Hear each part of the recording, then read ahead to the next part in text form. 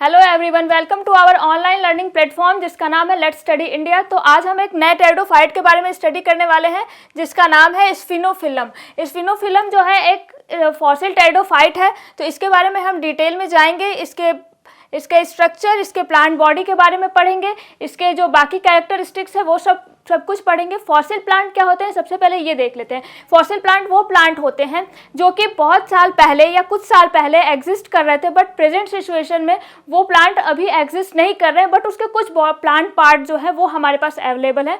जैसे मान लीजिए कि उसका कुछ लीफ हमारे पास अवेलेबल है, कहीं पहले जो है आपका पत्थरों के नीचे जो है वो दबा हुआ पाया गया तो उसके कुछ पार्ट हैं, या मान लीजिए प्लांट पार्ट नहीं मिले बट उसके कुछ इम्प्रिंट्स जो थे, इम्प्रिंटिंग के थ्रू जो है उसके कुछ निशान वगैरह मिले तो वो चीज़ हम ले लेते हैं, या उसके पॉलन ग्रेन्स मिले। तो इस तरीके से उन चीज़ों को हमने इकट्ठा किया या साइंटिस्ट ने इकट्ठा किया और उसके बाद उसकी डिटेल स्टडी की गई। ठीक है, तो हम क्या करेंगे, इन्हीं प्लांट पार्ट्स के अकॉर्डिंग जो है इस प्लांट के पूरे स्ट्रक्चर को देखेंगे, इसकी डिटेल में स्टडी करेंगे। ठीक है, तो चलिए देखते हैं, इसके बारे में पढ़ते हैं, स्फिनोफिलम के बारे में कि ये है क्या। तो सबसे पहले इसमें क्या देखना है हमें कि हमें इसका सिस्टमेटिक पोजीशन देखना है। सिस्टमेटिक पोजीशन कहने का मतलब कि इसका क्लासिफिकेशन देखना है कि इसके कैरेक्टरिस्टिक्स किस क्लास के कैरेक्टर से सिमिलरिटी शो कर रहे हैं, या कौन से वो कैरेक्टर हैं जिसके हिसाब से इसको पर्टिकुलर क्लास में या ऑर्डर में, जीनर जो इसका ऑर्डर फैमिली है उसमें किस तरीके से रखा गया है। तो सबसे पहले जो है हम इसका सिस्टमेटिक पोजीशन देख लेते हैं। तो सबसे पहले क्या है, सब डिवीजन स्फिनोप्सिडा। स्फिनोप्सिडा का मेंबर है फैमिली जो है स्फिनोफिलेसी, और ऑर्डर जो आपका है वो क्या है, स्फिनोफिलेल्स। ठीक है, तो इस तरीके से इसके अंदर इसको रखा गया है। अब देखते हैं कि ये किस इरा में पाया गया, साथ ही साथ जो है ये किस तरीके से इसका जो है ये हमें पाया गया। मतलब कहने का कि फॉसिलाइजेशन का प्रोसेस होता है जिसमें फॉसिल प्लांट्स को जो है हम देखते हैं कि कैसे फॉसिलाइजेशन हुआ या फॉसिल का फॉर्मेशन हुआ, या ये कह सकते हैं कि कैसे उसका प्रिजर्वेशन करते हैं। तो ये चीज़ें होती हैं। ठीक है, तो हमें क्या करना है कि उस फॉसिल का फॉर्मेशन कैसे हुआ, या कह सकते हैं कि किस पर्टिकुलर इरा में वो फॉसिल प्लांट पाया गया, तो ये चीज़ देख लेते हैं। The generic name स्फिनोफिलम is applied to impression compression specimens। impression compression specimen क्या है कि impression और compression जो ये दो टर्म जो यहाँ दिए गए हैं ये दोनों फॉसिलाइजेशन का प्रोसेस है। impression में क्या होता है कि मान लीजिए कि कोई एक प्लांट पार्ट है, मान लीजिए कि वो लीफ है, उसका स्फिनोफिलम का लीफ था पहले के टाइम, तो वो क्या हुआ कि कोई सॉफ्ट मटेरियल है, मान लीजिए सैंड है या क्ले है, उस पर अगर उसका इम्प्रिंट छोड़ दिया, मीन्स कि वो प्लांट पार्ट जो था वो वहाँ रहा, और वहाँ पे क्या हुआ कि वो प्लांट पार्ट डेड हो गया, बट क्या है उसकी निशान जो है वो रह गए।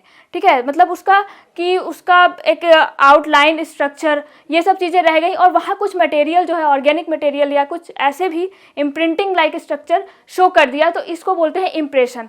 कंप्रेशन में क्या होता है कि रॉक्स के बीच जो है अगर प्लांट दबा हुआ, प्लांट कहिए या प्लांट पार्ट कहिए, वो अगर दबा हुआ पाया गया उसके अंदर, और जैसे क्या होता है कि पत्थर है, उसके बाद वो वहाँ प्लांट उगा था, उसके ऊपर फिर पत्थर मतलब गिरते चले गए या दबते चले गए, उसके अंदर जो है वो प्लांट दब गया है और उसी के अंदर उसका कुछ पार्ट जो है ऑर्गन अभी बचा हुआ है और वो जो है वहाँ दिखाई दे रहा है, तो उसको हम लेते हैं और उसके बाद उसकी जो है डिटेल्ड स्टडी की जाती है। तो यही इम्प्रेशन कंप्रेशन प्रोसेस से जो है आपका स्फिनोफिलम जो है वो पाया गया, और उसके बारे में जो है हम देखेंगे। Of stem, roots, leaves and some strobili of Carboniferous period.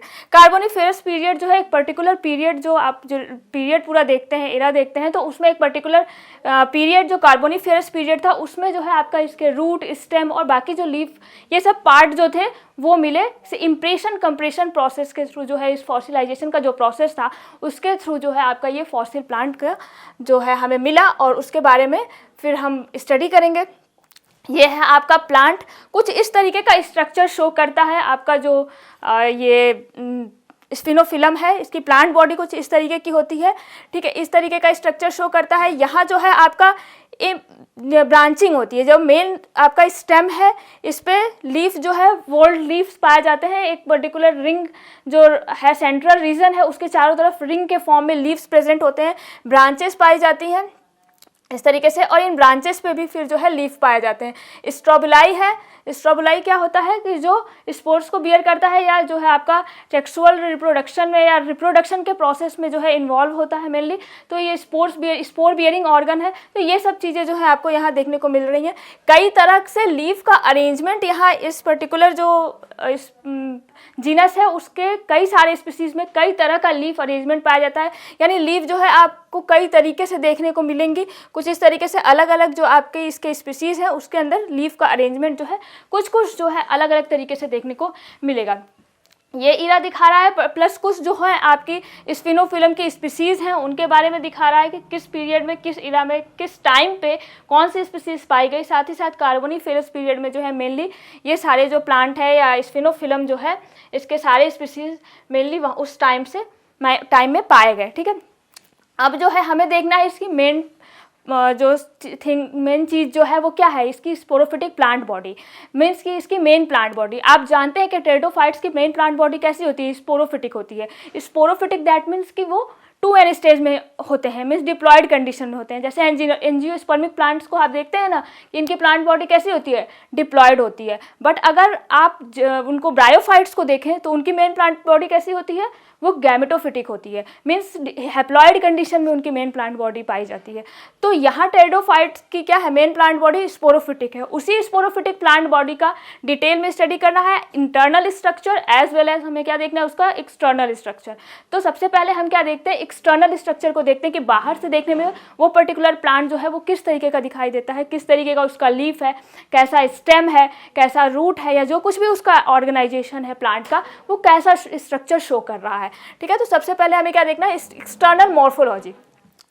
Plants were small and probably herbaceous. तो अगर प्लांट बॉडी को देखा जाए तो उसकी हाइट जो है छोटी होती है और जनरली देखा जाए तो वो हर्बेशियस नेचर के होते हैं। Herbaceous nature means herb, shrub और ट्रीज, 3 कैटेगरीज में प्लांट्स को डिवाइड किया गया है ना।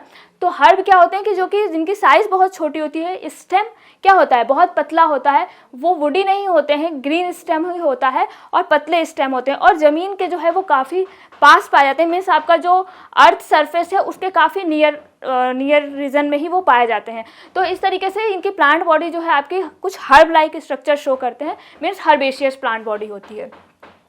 क्लाइंबिंग और इरेक्ट स्टेम, स्टेम को देखा जाए तो क्लाइंबिंग होता है, मीन्स कि कोई एक सबस्ट्रेटम है उस पर क्लाइंब करके भी चढ़ता है, या कोई भी जो है दूसरा कोई प्लांट है या कोई सबस्ट्रेटम है तो उस पर क्लाइंब करता है। साथ ही साथ इरेक्ट पोजीशन में भी पाया जाता है, मीन्स कि आपका जो है सीधा स्टेम इरेक्ट वे में जो है ये पाया जाता है। तो इस तरीके से इसका स्टेम होता है, आपका क्लाइंबिंग नेचर भी शो करता है, साथ ही साथ इरेक्ट स्ट्रक्चर का भी जो है कैरेक्टर शो करता है। Stem was jointed with non alternating leaf ribs. तो अगर स्टेम को देखा जाए तो ज्वाइंटेड स्टेम्स पाए जाते हैं, रिब्स पाई जाती हैं, रिब्स फरो लाइक स्ट्रक्चर जो होता है, या रिब्स रीजन जैसे आप कैक्टस वगैरह में देखते हैं तो रिब्स पाई जाती हैं, बट वो क्या है अल्टरनेट वे में नहीं होती हैं, मतलब एकदम एक के बाद एक अल्टरनेट वे में रिब्स का स्ट्रक्चर नहीं पाया जाता है, कुछ इस तरीके का स्ट्रक्चर शो करते हैं। इट वॉज इरेगुलरली ब्रांच्ड, अगर देखा जाए तो ब्रांचिंग इरेगुलर वे में होती है। ऐसा नहीं है कि आपका यहाँ से पर्टिकुलर पोजीशन से नोड से आपका नोडल रीजन है, कोई प्लांट में आप जनरली देखते हैं क्या होता है कि प्लांट में नोडल रीजन होता है, हर नोड से क्या है ब्रांचेस निकली हुई और दिखाई देती हैं। उस तरीके का नहीं अरेंजमेंट है कि आपको हर जगह से या एक पर्टिकुलर वे में आपका ब्रांचेस नहीं निकलेंगे, रेगुलर वे में ब्रांचेस नहीं निकलेंगे, इरेगुलरली कहीं से भी आपकी ब्रांचेस जो है वो निकल जाएंगे। ठीक है, तो इरेगुलर ब्रांचेस पाई जाती हैं। Lateral branches arising at nodes in position alternating with leaves.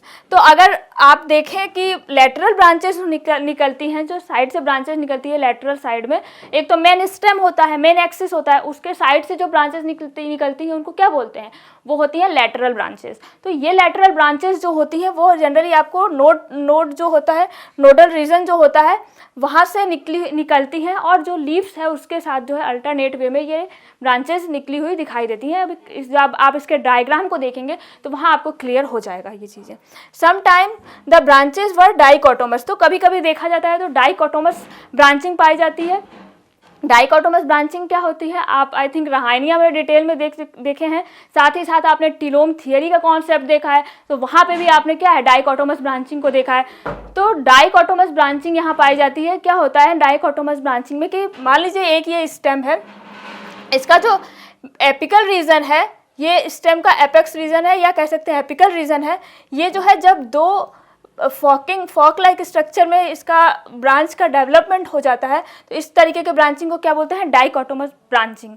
ये क्या होता है कि ये जो है दो अलग अलग तरीके की ब्रांचेस का डेवलपमेंट हो जाता है, और ये डाइकोटोमस ब्रांचिंग जो है आप जानते हैं कि हायर प्लांट्स के अंदर या एंजियोस्पर्मिक प्लांट्स के अंदर जो ब्रांचिंग हुई उसके लिए क्या ये डाइकोटोमस ब्रांचिंग ही रिस्पॉन्सिबल है, या जो ये डाइकोटोमस ब्रांचिंग का जो टीलोम कॉन्सेप्ट है वो कम्प्लीटली डाइकोटोमस ब्रांचिंग पे बेस्ड है, और यही ब्रांचिंग जो है आपको बहुत सारी चीज़ों के लिए रिस्पॉन्सिबल है। मेनली ब्रांचिंग का जो कैरेक्टर है वो डाइकोटोमस ब्रांचिंग से ही आया है, ऐसा जो है कई जगह देखा गया है या कई साइंटिस्ट के थ्रू जो है प्रूफ किया गया है।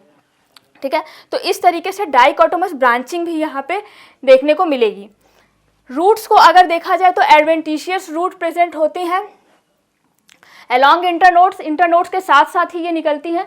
मीन्स एडवेंटिशियस रूट्स होती हैं, कहने का क्या मतलब है कि आप जानते हैं कि जो रूट होता है वो रेडिकल से निकलता है, बट अगर रूट रेडिकल से ना निकल करके किसी दूसरे प्लांट पार्ट से निकल रहा है, मान लीजिए वो स्टेम से निकल रहा है, लीफ से निकल रहा है या राइजोम से निकल रहा है, तो इस तरीके से अगर कोई दूसरे प्लांट पार्ट से रूट का डेवलपमेंट हो रहा है तो इस तरीके के रूट को क्या बोलते हैं एडवेंटिशियस रूट। तो यहाँ क्या हो रहा है कि रूट जो है एडवेंटिशियस है, मीन्स कि आपका रेडिकल से नहीं निकल रहा है, और जो है आपका जो इंटरनोड रीजन है उसके साथ जो है ये आपका जो है मूव करता हुआ दिखाई देता है, या उसके साथ साथ जो है ये दिखाई देता है।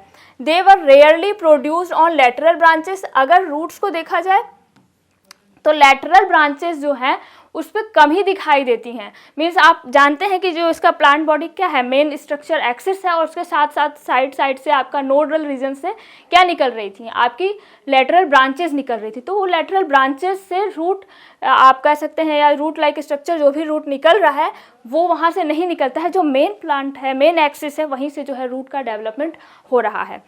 The volts of 6 to 18 leaves were present on each node. अगर देखा जाए तो हर नोड पे 6 से 18 लगभग इतनी लीव्स पाई जाती हैं। इसके बीच जो है नंबर 6 to 18 नंबर के बीच में लीव्स पाई जाती हैं, और ये जो है एक सेंट्रल रीजन के चारों तरफ रिंग के फॉर्म में लीव्स प्रेजेंट होती हैं। ठीक है, तो इस तरीके से लीव का अरेंजमेंट होता है। आपने डायग्राम में थोड़ा देखा है उसको कि किस तरीके से लीव्स सेंट्रल एक्सिस के जो है बाहर चारों तरफ नोडल रीजन पे वो रिंग में प्रेजेंट है। The leaf was constricted at base and expanded distally.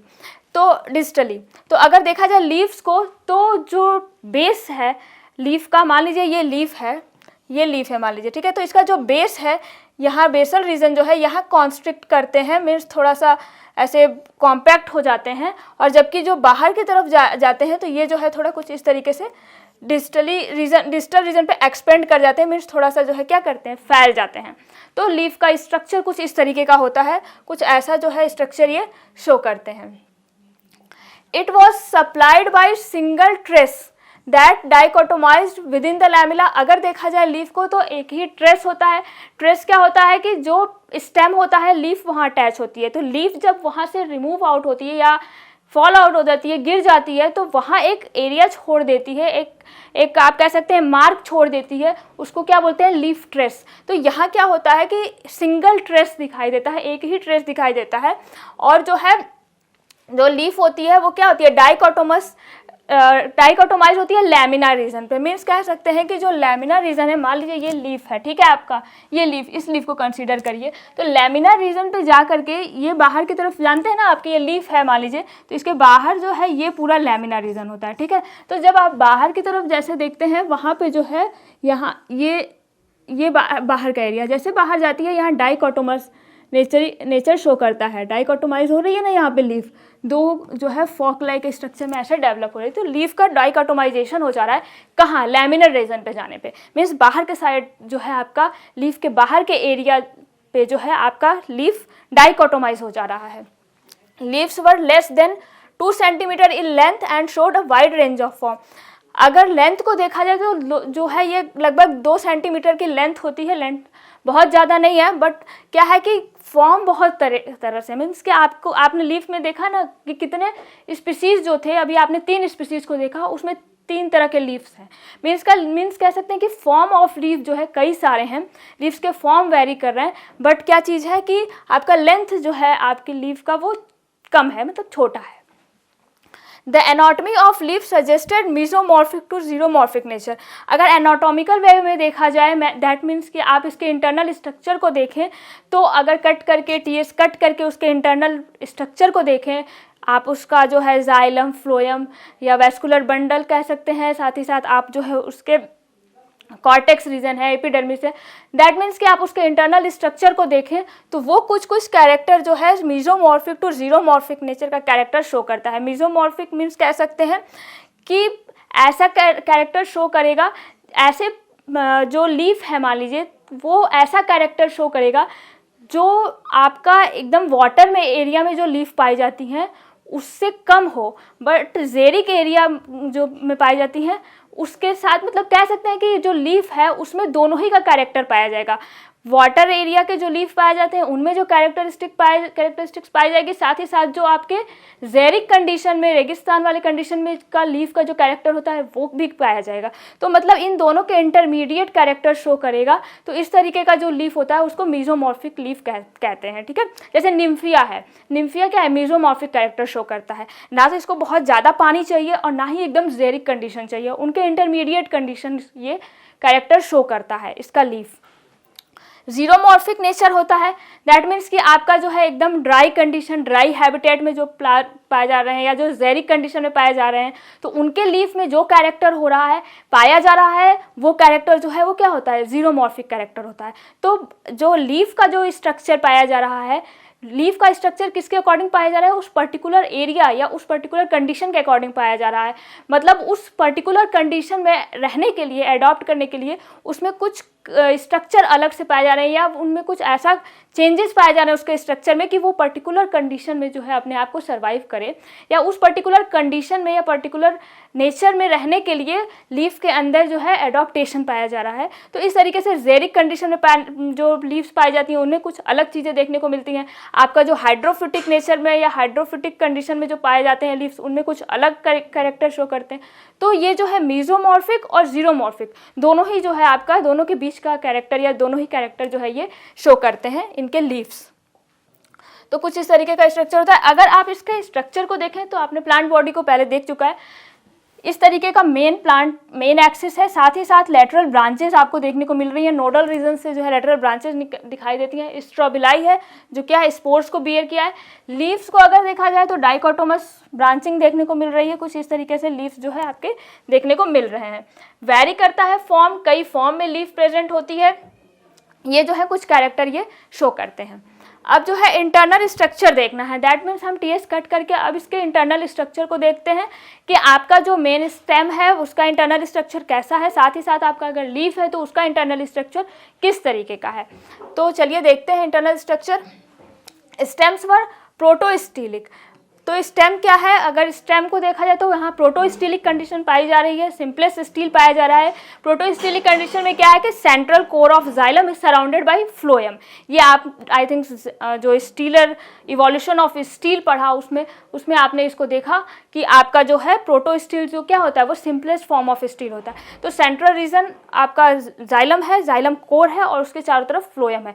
यही प्रोटोस्टिल जो है यहाँ पाया जा रहा है with a solid exact primary xylem. अगर देखा जाए तो प्राइमरी जाइलम जो है वो एग्जैक्ट कंडीशन में पाया जा रहा है। एग्जैक्ट कंडीशन में क्या होता है कि मेटाजाइलम जो होते हैं, मेटाजाइलम क्या होते हैं, जो बड़े साइज के जाइलम होते हैं। तो मेटाजाइलम जो होते हैं वो क्या होते हैं, टुवर्ड्स सेंटर होते हैं, और प्रोटोजाइलम जो होते हैं वो क्या होते हैं, टुवर्ड्स पेरीफेरी होते हैं, बाहर की तरफ पाए जाते हैं।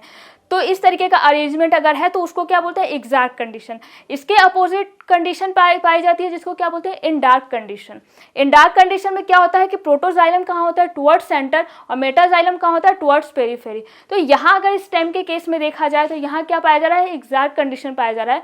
दैट मीन्स मेटाजाइलम कहाँ पाया जाएगा, मान लीजिए आपका ये वैस्कुलर बंडल है तो मेटाजाइलम कहाँ पाया जाएगा, टुवर्ड्स सेंटर पाया जाएगा। इस तरीके से मान लीजिए, ऐसा मान लीजिए कुछ इस तरीके से पाया जा रहा है, और जो प्रोटोजाइलम है वो बाहर की तरफ पाया जा रहा है, ठीक है। ये प्रोटोजाइलम, छोटे छोटे जाइलम जो है वो बाहर की तरफ पाया जा रहा है। तो कुछ इस तरीके से अरेंजमेंट पाया जा रहा है, तो इसको क्या बोलते हैं, एग्जैक्ट कंडीशन। जबकि अपोजिट में केस में क्या देखें अगर, तो वहाँ क्या होगा कि ये प्रोटोजाइलम जो है वो सेंटर पे पाए जाएंगे और ये मेटाजाइलम टुवर्ड्स पेरीफेरी पाए जाएंगे। तो यहाँ क्या है कि एग्जैक्ट कंडीशन पाई जाती है। अब primary xylem which was 3 angled in cross section, अगर क्रॉस सेक्शन को देखा जाए तो 3 एंगल में प्रेजेंट होंगे। अभी डायग्राम देखेंगे, वहाँ पे देखेंगे कि किस तरीके से 3 एंगल में जो है आपका जाइलम दिखाई दे रहा है। At the tip of each arm protoxylem group were present, तो हर आर्म के टिप पर, मान लीजिए ये जो है आपका 3 आर्म्स में है ना, तो हर आर्म के टिप पर जो है प्रोटोजाइलम खूब सारे ग्रुप्स में प्रेजेंट होंगे। डायग्राम के थ्रू आप क्लियर देख लेंगे कैसा स्ट्रक्चर पाया जाता है या किस तरीके का जो है अरेंजमेंट पाया जा रहा है। Primary xylem consisted entirely of tracheids, अगर प्राइमरी जाइलम को देखा जाए तो पूरी तरीके से वो किसका बना होता है, ट्रैकेट्स का, ठीक है। तो जाइलम के टिश्यू जो है कई टाइप के होते हैं, तो ट्रैकेट्स एक type is a type of tissue of xylem, तो ट्रैकेट्स के बने होते हैं। Secondary xylem formed at thick sheet around this primary core, तो ये जो प्राइमरी कोर है इसके बाहर के साइड जो है आपका सेकेंडरी जाइलम होगा, जो कि थिक शीट के फॉर्म में प्रेजेंट होगा। इसी जो प्राइमरी जाइलम का कोर है उसके बाहर की तरफ। सेकेंडरी जाइलम कैसे बनेगा, सेकेंडरी ग्रोथ होगा तो वहाँ सेकेंडरी जाइलम का फॉर्मेशन होगा। तो इस तरीके से जो है आपका सेकेंडरी जाइलम बाहर की तरफ पाया जा रहा है, ठीक है। It was dimorphic in sense that the tracheids opposite the protoxylem ball were comparatively smaller than tracheids on intermediate radii, ठीक है। तो अगर देखा जाए तो डाइमॉर्फिक वे में आपका क्या पाया जाएंगे, ट्रैकेट्स पाई जाती हैं, जो आपका प्रोटोजाइलम के अपोजिट साइड में पाई जाएंगी। वहाँ क्या होता है, वो कंपैरेटिवली स्मॉलर होते हैं, जबकि जो इंटरमीडिएट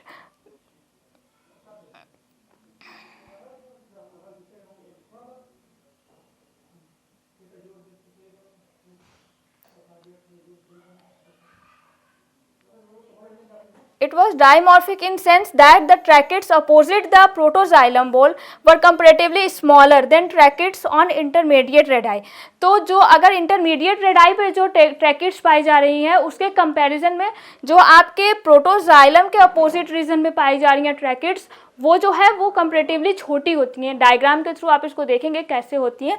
तो इस तरीके से जो इनका अरेंजमेंट होता है वो कुछ इस तरीके का होता है। इट कंसिस्टेड ऑफ पीटेड ट्रैकेट्स, अगर ट्रैकेट्स को देखा जाए तो पीटेड होते हैं, पिट्स पाई जाती हैं।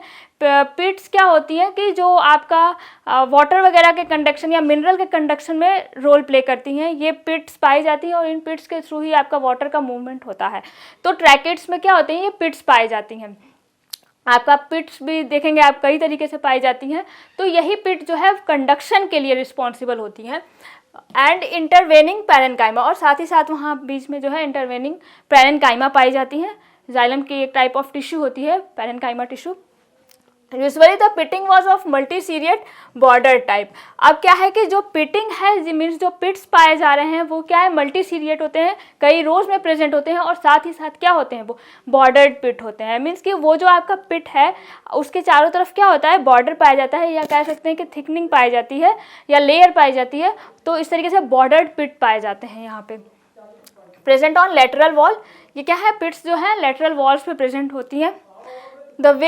The raise were conspicuous and closely placed, तो रेज को देखा जाए, अगर जो रेज निकल रही हैं ट्रैकेट्स की तो वो क्या होती हैं, कॉन्स्पिक्यूअस होती हैं और साथ ही साथ जो है कॉम्पैक्टली अरेंज होती हैं, एक साथ अरेंज्ड पाई जाती हैं। Primary phloem consisted of thin walled sieve element, अगर फ्लोएम की बात करें तो प्राइमरी फ्लोएम जो होता है वो सीव एलिमेंट का बना होता है। सीव एलिमेंट जो है एक इम्पॉर्टेंट टिश्यू टाइप होता है आपका फ्लोएम का।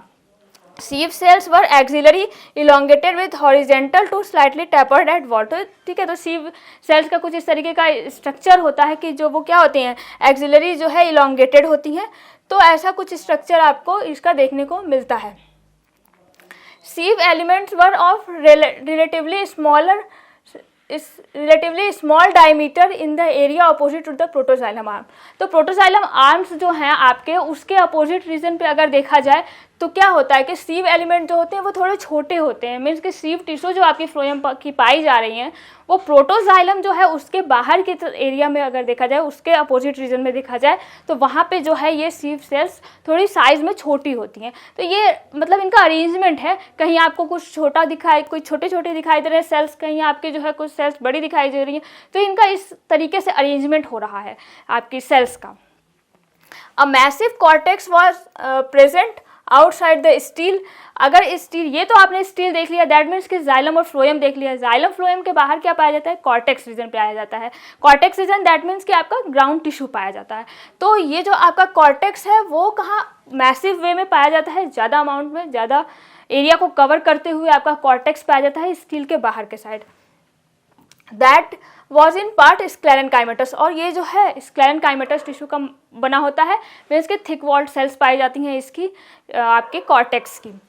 The stem produce typical periderm which was deep seated. अब पेरिडर्म क्या होता है, जो आपका स्टेम होता है उसमें वो जो है पेरिडर्म उसके बाहर पाया जाता है। एक्चुअली क्या होता है कि जो कॉर्टेक्स की सेल होती हैं वो डेड करती हैं, तो जब पुरानी होती जाती हैं तो डेड करती जाती हैं। तो ऐसे में क्या होता है कि वो जो स्टेम है वो मोटा तो होता है, फिर उसके साथ क्या होता है वो फटता चला जाता है और कॉर्टेक्स की सेल बाहर आ जाती हैं, तो वो निकली हो जाती हैं।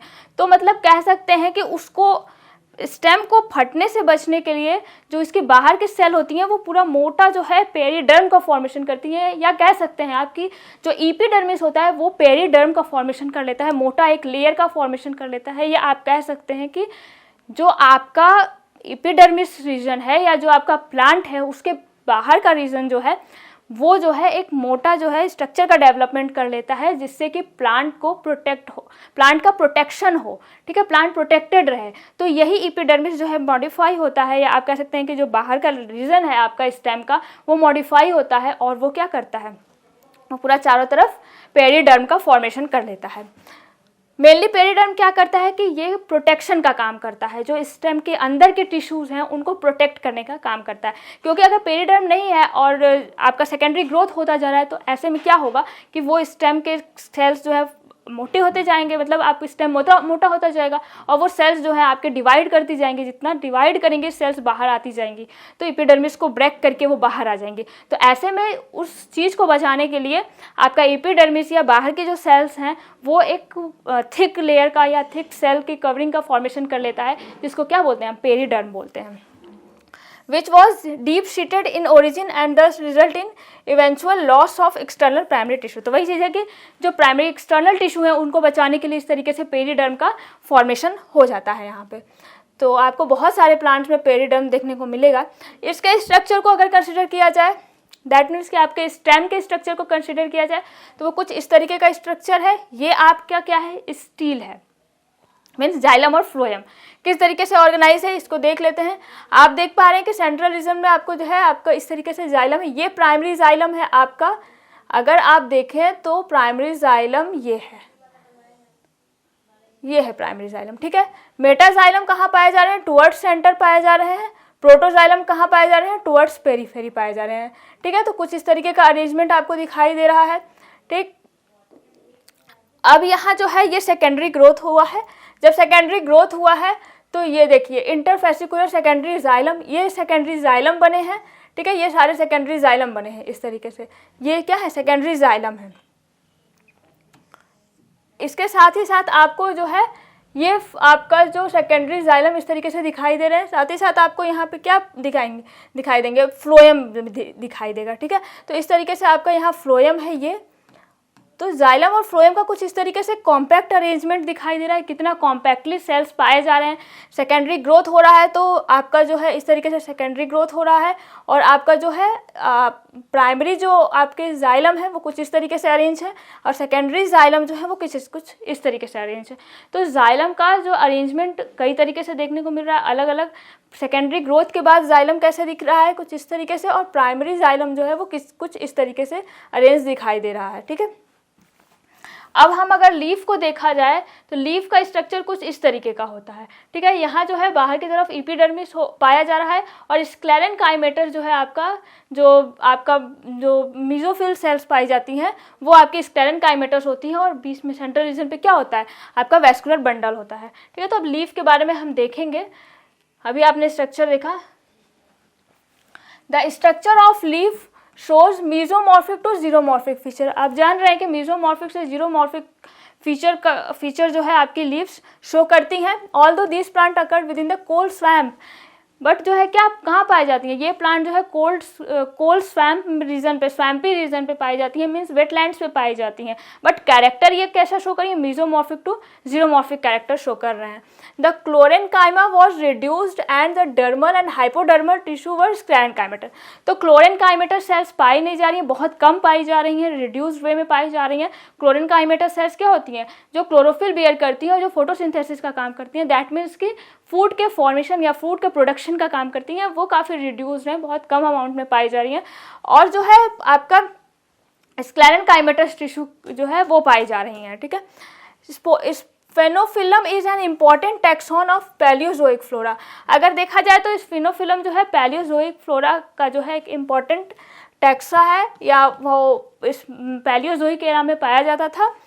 It shows affinities with Equisetales. तो ये क्या है, इक्विसिटेल्स से बहुत ज़्यादा एफिनिटी शो करता है, मीन्स के सिमिलरिटी, इसके कैरेक्टर जो हैं वो इक्विसिटेल्स से काफ़ी हद तक कैरेक्टर्स से क्या करेंगे, सिमिलरिटी शो करेंगे। जैसे आप इक्विसिटम को कंसीडर करिए तो वहाँ जो है इक्विसिटेल्स का मेंबर है जो कि, तो उससे जो है आपका ये स्फेनोफिलम बहुत सारे कैरेक्टर्स में जो है आपका क्या करेगा, सिमिलरिटी शो करेगा। बहुत सारे कैरेक्टर ऐसे होंगे जो दोनों में कॉमन होंगे। कौन कौन से वो कैरेक्टर हैं, चलिए देखते हैं।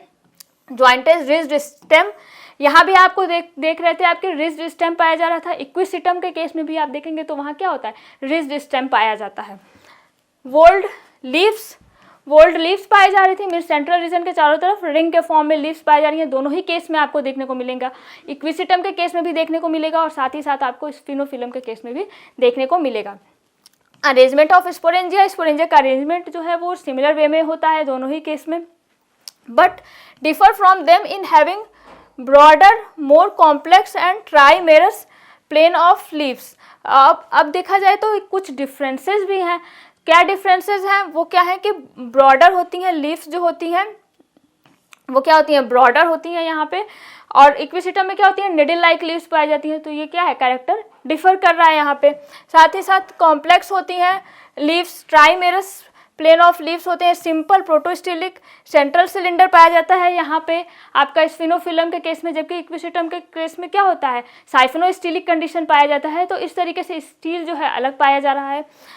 एंड मोर कॉम्प्लेक्स स्पोरोफिल्स, तो स्पोरोफिल्स जो होती हैं वो भी बहुत ही कॉम्प्लेक्स स्ट्रक्चर शो करती हैं। तो इस तरीके से आप देख पा रहे हैं कि कुछ जो है सिमिलरिटी आपके इक्विसिटल्स के मेंबर्स के साथ शो कर रहा है स्फेनोफिलम, बट बहुत सारी जो है डिससिमिलरिटीज़ भी शो कर रहा है।